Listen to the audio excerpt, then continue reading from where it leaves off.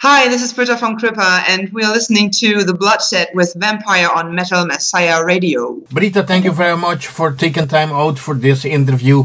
It's a great pleasure to have you back here at The Bloodshed with the Vampire on Metal Messiah Radio. Yeah, it's a pleasure to be back. It's been a while since we talked, and I enjoyed our chat last time, so it's good to be back. CRIPPER, a five-piece hailing from Hannover, Germany, formed in 2005 and delivering old-school modern thrash extreme metal. Britta, we just met 8 months ago in March when I had this great honor to interview you for the first time when we talk about the band history and all the album you have released. How has things been for you and the rest of the band, and how has the recording process for the new album been? It's been quite a journey, actually. Since we finished the recordings, it's like, of course, you finish the recordings and then it takes just a long while for the promotion and everything to kick in and until you release the album. So when you release an album like it's for you as a band, it might sometimes already be like an older album. We finished the recordings in early 2017 and released the album on September 15th. And in the meantime, we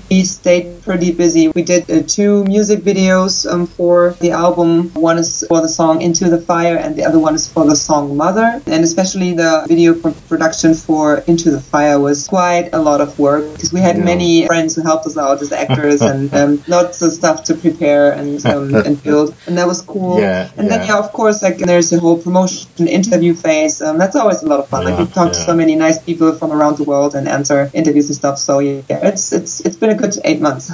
You guys love being in the studio?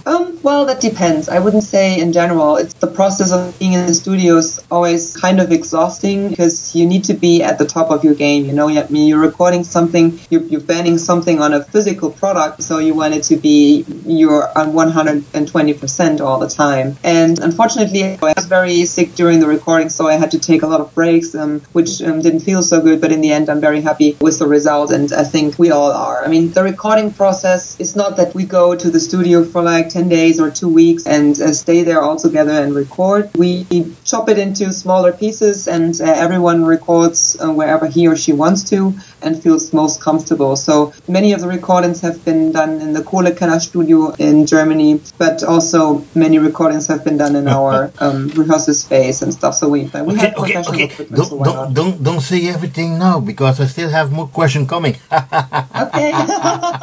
Don't reveal too much. Okay. CRIPPER current lineup: Lommer bassist, Dennis Weber drums, Christian Bröhenhorst, guitars, vocals, Jonathan Stenger, guitars, Britta yourself, Görtz, vocals. As we noticed, the band has a new bass player in the person of Christian Lommer, replacing Gerrit Mormon. And again, all the band members are original members beside the bass player. Now go back, you started back in 2005 with Eric Haas for the EP Killer Escort Services in 2006, Søren Bakker for the album Freaking Sight in 2007, Bastian Helwig for the albums Devil Reveal 2009 and Antagonist in 2012, and Gerrit Morgman for the album Hyena 2014. Britta, was the new album recorded by Morgman or by Lommer, and why you decided to part away with Morgman? The bass guitars on the Follow Me Kill album were recorded by Jonathan. He laid down all the bass tracks because Gerrit told us that he wanted to concentrate more on his family. He had two bands that he was playing in, his all-time favorite, Baby Garnival, that he's still active in, and then CRIPPER. And after 4 years or even 5 years, he decided to put down one band, and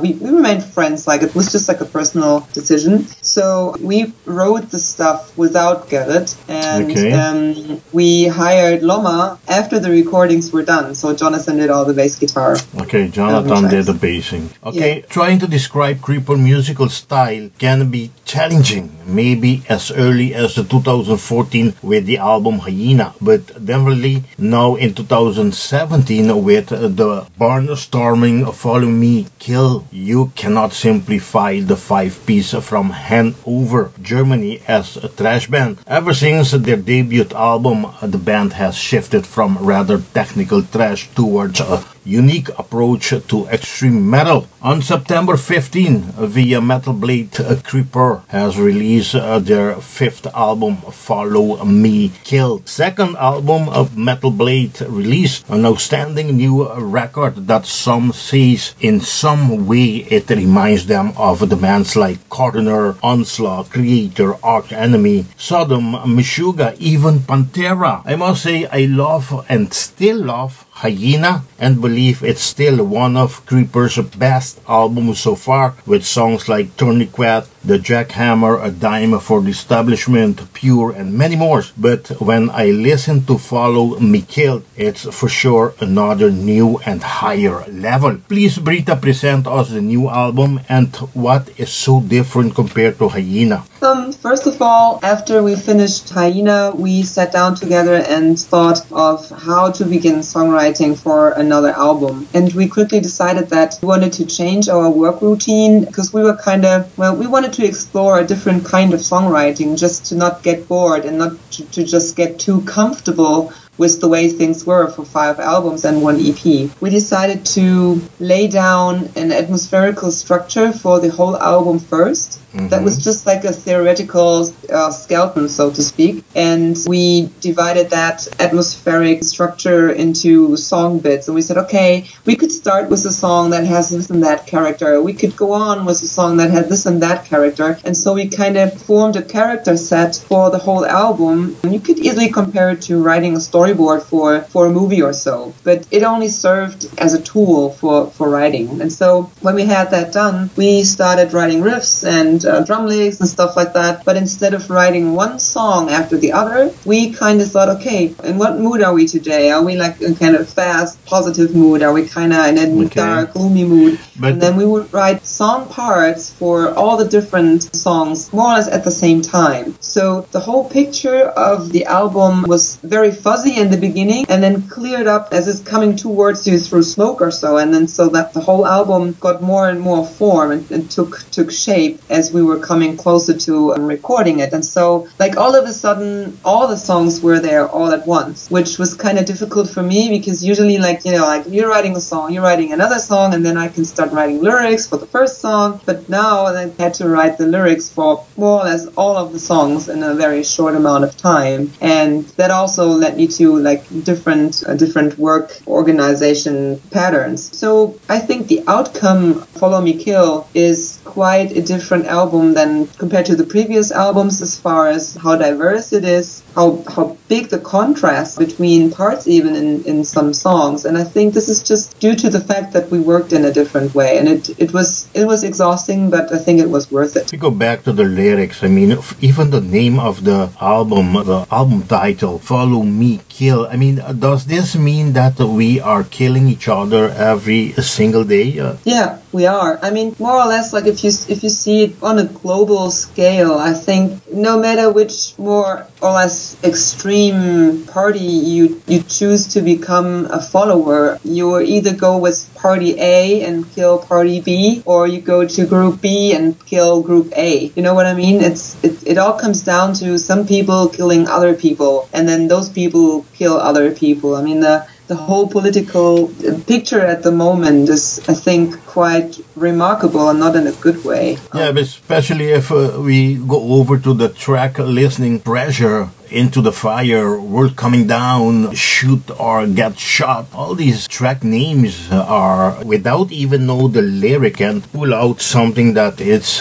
what happened in the world on a daily basis, right? Mm-hmm. Yeah, exactly. Yeah, I would say that Follow Me Kill is our most political album so far. I mean, you can find very personal lyrics on there as well, but also, like, for the first time, I kind of stretched out and gave room to my and our political viewpoints. Yeah. Since you had a hard time during the recording process of this new album with your health, and the album was 3 months delayed, are you happy that this album is finally out? And how was your album release show September 15 at a Subculture in Hannover with Gut Bite? I'm very happy that it's out now. I mean, like, it was kind of a bummer that it came out so late, but on the other hand, I could understand the situation, because there's like, people are not very keen on releasing albums through the summertime because of all the festivals, and people are busy, and all the promotion campaigns and everything like goes up into thin air very quickly, especially for a smaller band like CRIPPER. I'm very happy that we released it in September. Our release party here in our hometown, that was something I can tell you. We kind of thought that our hometown has always treated us in a very, very good way. Everyone is supportive. We have so many friends here who appear in our videos and whatnot. Like, there's no end to it. And the music scene in Hannover is not very big.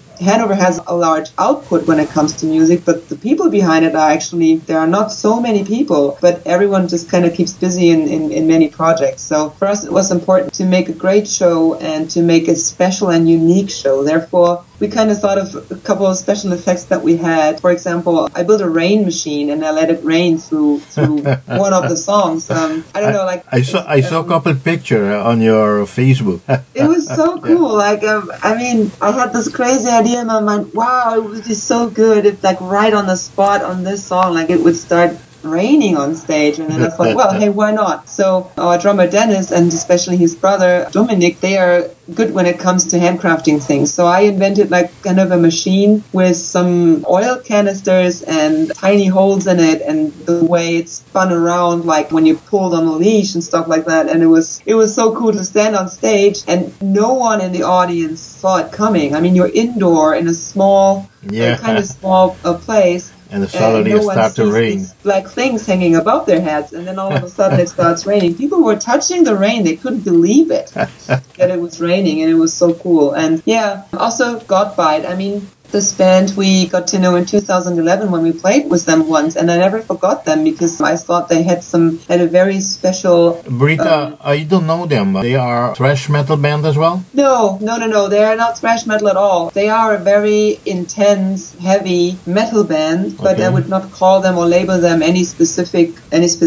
genre or fix them to that. They are from Poland, and they're very energetic, and their music is really good. You should go check them out. Yeah. And so we invited them to come to play with us, and they were like, wow, you still remember us? I was like, yeah, come over and play with us. And it was such a nice and special night. Yeah, very, very cool. You had a lot of crowds? Oh yeah, it was sold out, like even before the first tone was played by Gut Bite. It was packed.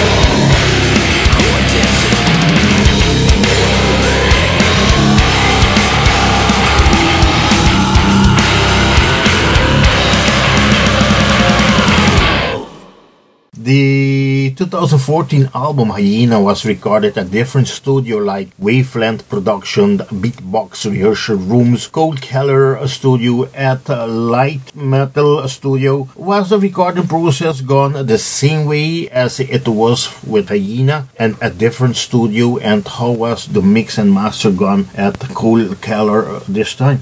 Yeah, we kind of did it exactly like we did with Hyena. I mean, on first look, it might look weird that we split up like that, but you know, I mean, to record and to give your best, you need to be in an environment and work with in exactly the pattern that you want to work. So for me, it's like I like to record only one song a day, just because the mood I'm in and the song, and I need my preparation time and everything. So it's better for me to not go to a studio and sleep there. It's better for me to just go in the evening to go home recording or meet with Carsten at the Wavelength studio and record there. I would call the Kohlekenner studio our base camp. You know, this is where everything has been put together. The drums are recorded there. They have an amazing drum room, and the drum sound is really great in there, and that's why we decided to use that again. And also a couple of guitars were recorded there, and Kai, who we're working with there, he's such a great guy. It's always a pleasure to work with him.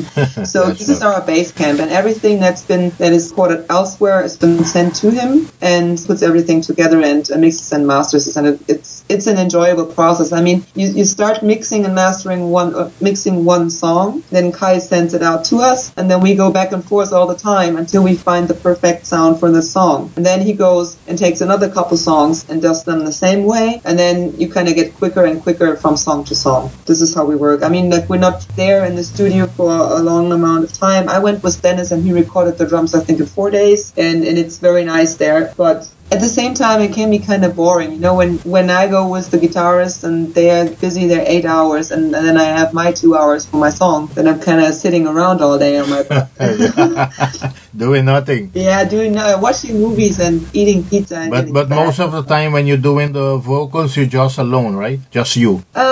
Sometimes just me. I love to record by myself, simply because I'm not wasting anyone else's time, because like I like to jump here and there, and I like to try things out that are awkward, and not many people have the patience to do that for a whole album, but I have. So I like working by myself, a lot. Yeah. But even though you record at different studios, but the end work is with Kai. The end work is with Kai at Kohlekeller. Everything, he touches every little detail. Yeah. Okay, Follow Me, Kill is your second offered with Metal Blade Record. Are you really happy with how Metal Blade Record is putting things out for you, especially on this second album, and in how many format is this album available, and was the artwork done by the same one who did Hyena? We are more than happy with Metal Blade. I mean, for one, these people we're working with here on the German side of Metal Blade are just the best people in the world. They have great personalities. They are very reliable. They are very open and honest. They are helpful wherever they can. And like with some of them, we're more friends than business partners. You know, that's really cool, and we enjoy working with them a lot. So that's for that. Christian Bröhenhorst, our guitarist, did the artwork for Follow Me Kill. So it was kind of similar as to Hyena. For Hyena, Jonathan and Christian worked together. Maybe there was a little more work on Jonathan's side for the last album, but this time it was solely Christian who did it. And for the first time ever, like, there was almost no discussion about the artwork. For the first time ever, really, Christian presented us his idea of the artwork, and I could like always see him cringe when he does that, because he's like, oh my god, I'm so fearful they're going to tear it apart and they're going to be picky and whatnot. But everyone fell in love with it, like, right from the start, and it was so just minor changes. So that was really cool. And I think the album is available as a digipack, then of course as crystal clear, the regular CD case, then we have vinyl in several colors. We have, oh my god, we have a crazy yellow vinyl. It's already sold out, I think. I have one, and I'm not giving one away. It's so too bad. Yellow vinyl, killer. And I think one splattered design and black, I don't know. Yeah, and then all kinds of digital platforms, right? But tape trading again, no tape trading. Britta, go back to the artwork. I was so curious to see, after I interviewed you for Hyena last March, I was so curious to see the artwork. And when I saw this artwork this time with the hand grenade on this table, I mean, what was your thought when you saw it?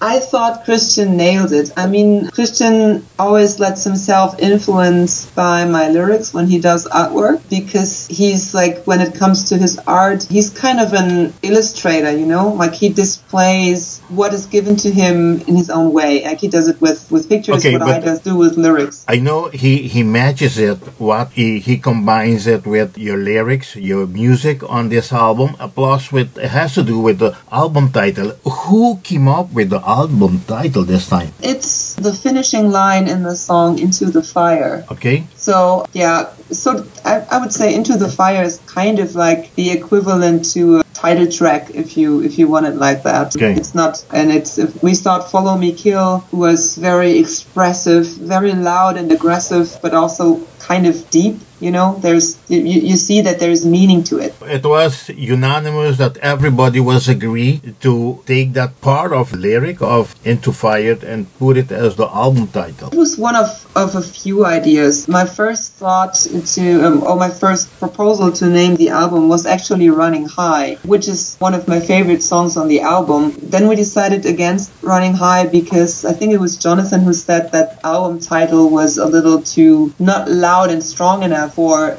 delivering like a strong artwork that we wanted. And I agreed with him, so then I think the second thing that came up was Follow Me Kill, because it sounds, it sounds meaningful. Okay, go back to the record label. Do you think that you had received a better treatment? They are much more patient whatsoever the recording process went, since it had a delay for 3 months. And do you believe they make a better promotion for this new album compared to the previous one? Ooh. That's a difficult question. Promotion and the work that they put into the record is always very high standard at Metal Blade. So they make sure that everyone notices that the band has put out another record. But then again, it's also a part of like, how was the band received with the previous release, and will interviewers and reviewers still be interested in review and interview this band? Okay. So because like, let's say one reviewer or one interviewer didn't like the last album, Hyena, just because like it wasn't his taste or her taste, then probably he would not like look forward to talk with us again. But then you make new ground, you cover new ground, and then there are new people. So we've talked to many people who we've talked to before. We talked to many people who we've never talked to before. I'm really happy with the outcome and how many interviews we had and how many reviews we had. It was very cool. And yeah, Metal Blade is patient. I mean, it's not so much patience. They just let their artists do whatever they feel like is right. We're constantly in contact with them, so they know what's going on, and they know like, yeah. I talked to Andres. I'm like, sorry, like it's my fault. I'm sick all the time. I can't record.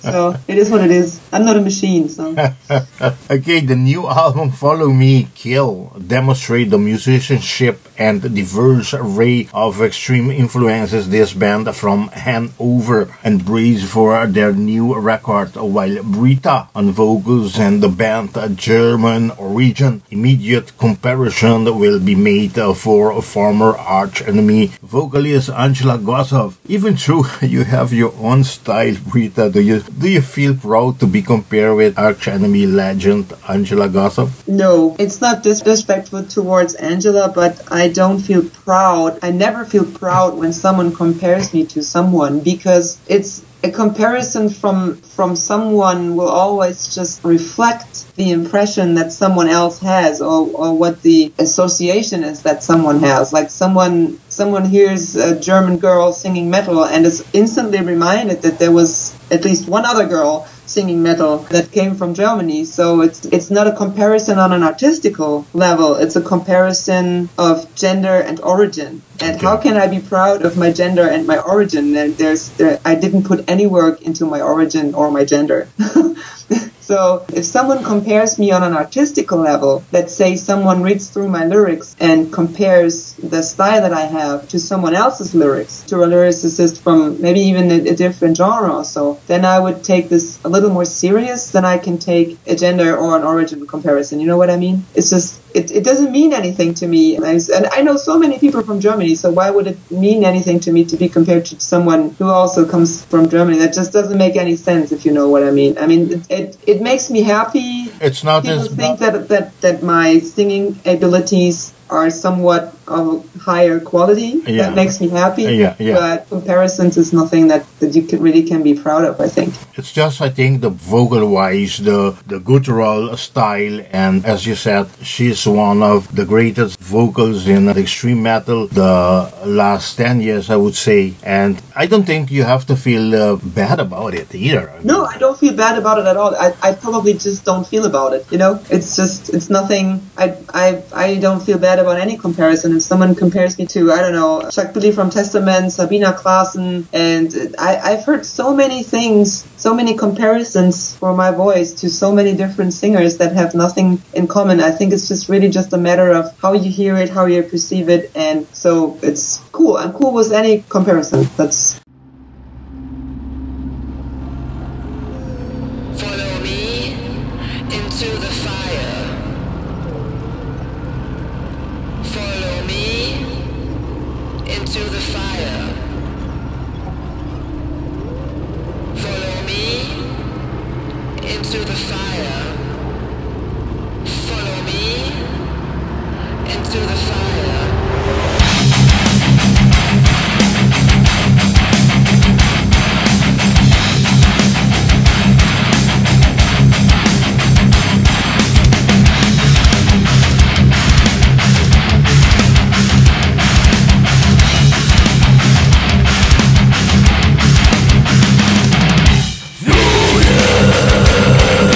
Cold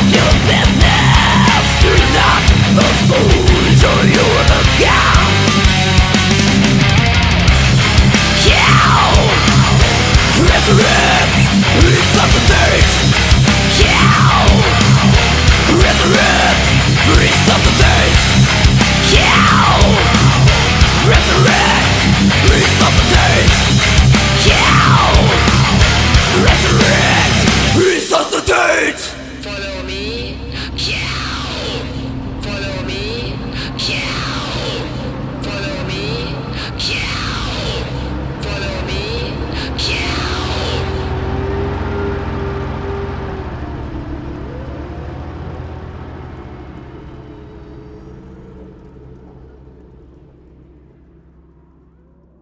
The band has released video clips for the songs Into the Fire in August and Mother in September. If you don't mind, please talk about the video clips the band released for these songs and the work done with Jonathan Stenger. Yeah, both videos were done was self storyboarded, self recorded, self edited, self released, everything. The whole idea and concept for Into the Fire was my idea. I did the storyboard and I also did the mask that you can see. And Mother was more on Christian's and Jonathan's side from an artistic viewpoint. Okay. And yeah, Into the Fire, I wanted that to be like kind of a story video. I wanted to portray some politicians sitting together for a dinner party. Having a good time. Drinking wines, partying. Yeah, partying, but they are not really noticing what's going on around them. For example, like at one point we start performing on the table that they're eating from and they don't even notice that we do that. So that's kind of a metaphor that once you make it big in politics, you kind of tend to forget what's happening around you. You can start off being a politician and have all these great values and can be so radical in your opinion and you want to make everything good and better. But then once you've gone through that process and once you have all the power to do that, you kind of went through a brainwash and you kind of like you don't notice what's going on around you. That's at least what the story in the video is about. And then on the other hand, the video is about that everyone has a voice and everyone can raise their voice and voice their opinion. We have social media. Anyone can start a blog and don't have to solely rely on our politicians to do the work for us because we can stand up for ourselves and speak. And if we speak and we go clearly against racism, we go clearly against sexism, then we have power and we have a voice and we should use that voice. That's the message of that song and kind of that video. And of course the video is entertaining. I mean, who doesn't want to have a food party, you know? German thrash combo CRIPPER released their 5th album and it is their most mature and the best sounding release to date. The bigger part of the thrash band have an aggressive, harsh vocalist. CRIPPER is different because of more growling and grunting singing style of Britta, combining with the fast grooving thrash Follow Me Kill sound very brutal and heavy. Britta, you have received very good comments and high score on different metal magazines and medias like 13 out of 15 points from German magazine Legacies, The Voice from the Dark Side, 9 out of 10 Neckbreaker DE, Metal Temple Reviews 8 out of 10, Datrotic 7.5 from 10, and an awesome 10 out of 10 from Schaferschusse DE. How does that feel for you and the band members for all these awesome reviews? It feels good, but not all the reviews were good. We also had like bad ones. Of course, we only promote the good ones, you know, and that's what we share. But I would say the majority of the reviews were very good. And the funny thing is that they were all good because of for different reasons. The way the reviewer were talking about the album was quite diverse, and that's interesting because everyone kind of like perceived the album in a different way, and that is something. That fact is something that makes me very happy and very proud because we seem to have made an album that can be viewed from different perspectives and have a good vibe into different directions. You know what I mean? It's not a one-sided album. It's like it's a manifold album. If I have to be honest, I think I only read one that didn't give a high score, to put it this way. But if I go back and read what their meaning was, why their low score is not compatible with what all these other magazines saying. And if yourself take a chance, you know, out there, listen to the album, is very different to what these people are are trying to pretend or to talk about. Yeah, I had the same impression. I can understand the reviewers. They get probably like 150 copies of albums per week or so, and they have to dig through them, and then something like sticks with their mind and something doesn't. To be honest, I'm kind of like, I even asked Andreas from Metal Blade, like, do we really have to do reviews? Is this really something that we have to do? And he was like, yeah, you really have to do reviews. That's like one thing that you really need. But I'm like, oh, I'm so over it, because I mean, everyone who listens to that album is his or her own reviewer, and it's really nice to read good reviews. It's always also nice to read bad reviews, but in the end, it all comes down to like, will people like the album and will they come to our shows? When I listen to this album and go back to just this handful of magazines that has given a lower score, what they're talking about is not what you really listen on this album, and it's not what your song is about. You know what I mean? Yeah, I know what you mean. Like you can't hear on the album what they are writing. Yeah, what they're saying to what I can hear on the album is totally different. Yeah, you should pick some of them and ask them. I mean, just not to make them feel bad or so, or to call them out and to offend them, but just out of curiosity, because sometimes I'm wondering the same, not only about our reviews, but also about reviews that I read from bands that I listen to. Yeah, I'm like, true. Okay, the review can be bad or good, but also CRIPPER reviews that were good, I found stuff in there that I thought, wow, this is something that someone hears when they listen to our album. That's really interesting, because I can't find it in there. But then again, like, you're so close to your own music, and maybe you don't see it. So it's all a matter of taste when it comes down to it, and there's so much music. But yeah, interesting that you point that out. Really, I find that very interesting. Britta, you hit the road. You just toured Lithuania, Estonia, Latvia, October 12th to October 14th. How was the Baltic tour gone, and how had the Baltic fans received CRIPPER and Follow Me Kill? This was a true adventure.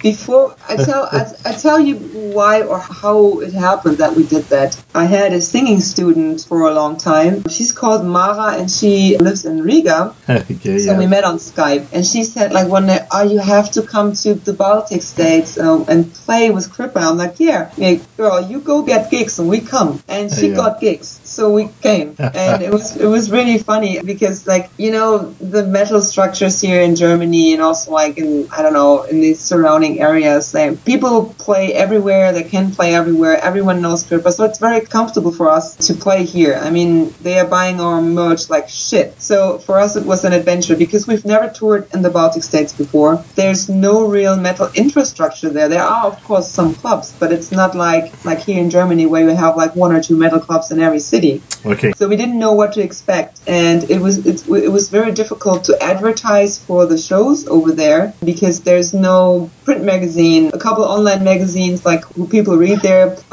but it was very different. So we really didn't know what to expect, and so we went there, and it went super well from the adventure side and also from the fun side. But it was an investment. So like, I mean, like, of course we didn't. There weren't like 400 people coming for us every night. Of course not. But that's not why we went there. But the people who were there, they loved it. They partied like hell. We even had people coming from Finland, because we've never played so close to their home, played in Estonia, and that was very cool. So yeah, we definitely made new ground there and met really awesome people. And it was so cool to do that. That's great. I think the great part of it too is that these places are still very good in prices. I mean, they're not so expensive as Scandinavia. Yeah, but they're probably close to what's in Germany. Yeah. CRIPPER have performed at major European festivals, to say a couple: Summer Breeze, Wacken, Metal Fest, Rock Hard's Open Air, even the 70,000 Tons of Metal Cruise, and many other prestigious stages. Britta, what are CRIPPER plans for the 2018, and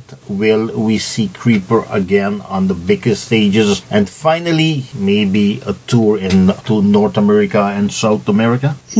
Well, the festival booking is just happening right now. So I don't know. I have to ask our booker what's going on there. I really don't know. Of course, we want to play big festivals, but you know, we're not alone. There are so many bands applying for that, so you never know what you get. Sometimes the outcome is really great and you play like 6 out of the 10 biggest festivals, and sometimes you only have 2. So I don't know up to this point in time. Probably like before Christmas we will know more. And don't forget, I interviewed you 8 months ago and you promised, you said, I'm gonna do my best. We come to South America. Yeah, and I am doing my best. I already gathered some contacts and we will see. It's difficult to do that. It's a stretch, but everyone in the band wants to do that, and I've reached out to a couple people, but so far there's nothing that I can tell you what's happening, what's really going to happen. It's all still an estate idea, but I have some contacts and I'm writing some emails. So yeah, it's slowly taking some form maybe. Okay, let's cross the finger and hope to see you in America, either North or South America. Yeah. You have a lot of fans around here in this area. It's crazy, especially like South America. Like I think half of our Facebook fans are from South America. Like maybe not half, but like so many. Yeah. It's crazy. Yeah. Okay, Britta, I'd like to thank you very much once again to make this interview possible. And I want to hand you over once again the microphone of Mad Messiah Radio for you to invite all your friends to support the band, to buy your new album, to buy your older albums as well, and your merchandise, and to attend all the shows you have coming throughout the world. Hey there, everyone who's listening. This is Britta from CRIPPER, and thanks for the ongoing support that all you guys and girls are giving us. Everything you write and send to us, we read, even though sometimes I don't find the time to answer. But if you enjoy our stuff, then invite some friends over, crack a beer open, and listen to Follow Me Kill and enjoy the album.